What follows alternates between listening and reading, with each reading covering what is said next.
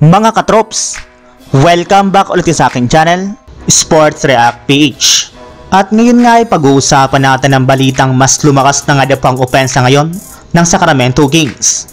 Pag-uusapan na rin nga natin dito sa ating panibagong video, ang balitang tiwala nga po ang Los Angeles Lakers sa kanilang pinakabagong player ngayong offseason.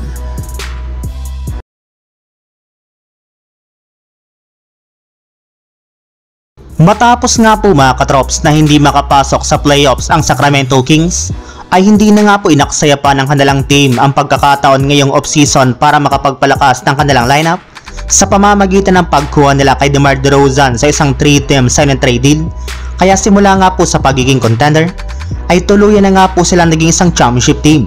Yes, kung mga nagdaang taon nga po mga katrops ay iniatsyupwera parati sila sa Western Conference, ay isa na nga po sila sa mga pinakakinakatakutan na makalaban dito, lalo pat napakatalento at napakalalim nga po ng kanilang kasalukuyang lineup na binubuo nila De'Aaron Fox, Kevin Huerter, DeMar DeRozan, Keegan Murray, Domantas Sabonis, Malik Monk, Devin Carter, Keon Ellis at si JaVale McGee.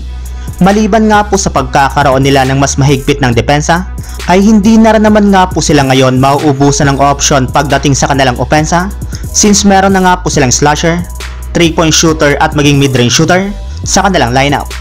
Samantala, puon na naman tayo sa ating sunod na pag-uusapan sa balitang tiwala nga po ang Los Angeles Lakers sa kanilang pinakabagong player ngayong offseason.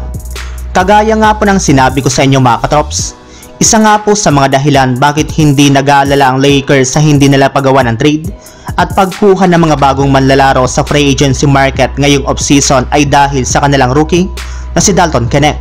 Yes, napakalaki nga po ng tiwala nila sa kanya na meron itong maiaambag at maitutulong sa kanilang kupunan, lalo na kina Anthony Davis at LeBron James. Hindi nga po kagaya ng ibang mga rookie, ay matured na rin naman nga po ang laruan nito, plus napakataas na rin naman nga po ng tiwala nito sa kanyang sarili. Bukod rin nga po mga katrops kay Dalton Knecht, malaki rin naman nga po ang tiwala ngayon sa isa pa nilang bagong player na si Bronny James. Sa katunayan, ayon nga po sa sinabi ng mismong team owner ng Lakers na si Jeanie Buss, bagamat man nga po hindi pa siya masyadong humahanga sa kasalukuyang kakayahan ni Bronny James, ay bibigyan pa rin nga po niya ito ng oportunidad na maglaro sa Lakers para patunayan na nararapat siyang manatili at maging parte ng kanilang lineup. Alam nga po niya na malaking effort ang ginagawa nito, since kailangan nga po nito na ma-overcome ang pagiging anak ng isang superstar. Napakadedikado at napakasipag rin naman nga po ito na maglaro sa loob ng court. Kaya kung meron man nga po silang players sa kanilang lineup na ganito ang mentality, ay sigurado nga po na malayo ang mararating nito sa NBA. So yun lang mga katrops, ang handog kong story ngayong araw.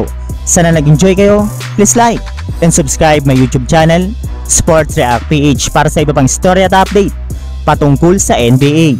Kita-kits muli sa ating susunod na video.